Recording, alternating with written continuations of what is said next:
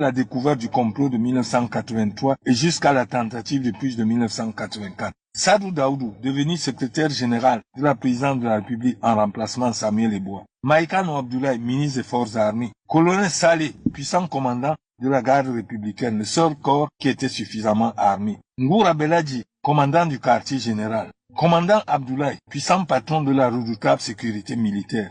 Colonel Ousmane Daouda, directeur du cabinet militaire.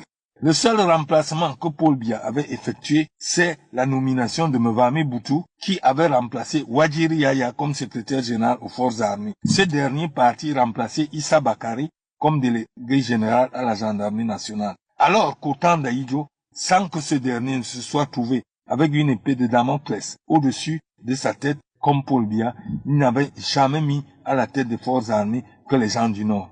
Paul Biya, selon Madame Aïdjo, devait maintenir ces personnes qui voulaient absolument le tuer. Quel cynisme! Et Madame Aïdjo d'ajouter.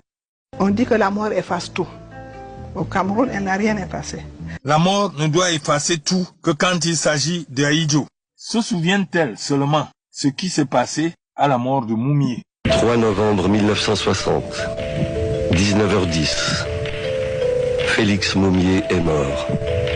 Ses plus proches collaborateurs, les vice-présidents Ernest Ouandié et Joseph Kingé, arrivent à Genève. Marthe et ses amis attendent qu'on leur remette la dépouille de Moumié. Mais le gouvernement camerounais refuse le rapatriement de la dépouille de Moumié au Cameroun. On l'a embaumé. C'était un peu l'usage dans tous les pays de l'Est.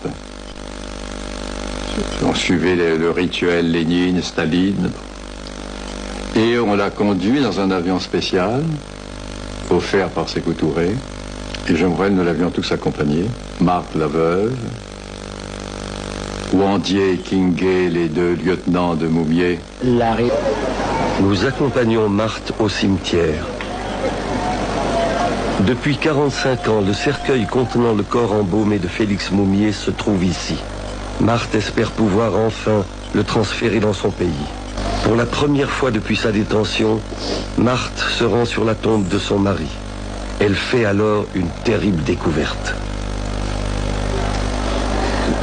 Ça c'est ouvert, ce n'était pas ouvert comme ça. Le corps était comme ça. Il y avait 2 cercueils français ici et le cercueil de Moumié était là. Mais ce trou n'a pas laissé ce trou-là. Marthe est atterrée. L'agent qui a revendiqué l'assassinat est innocenté. Le dossier judiciaire introuvable et même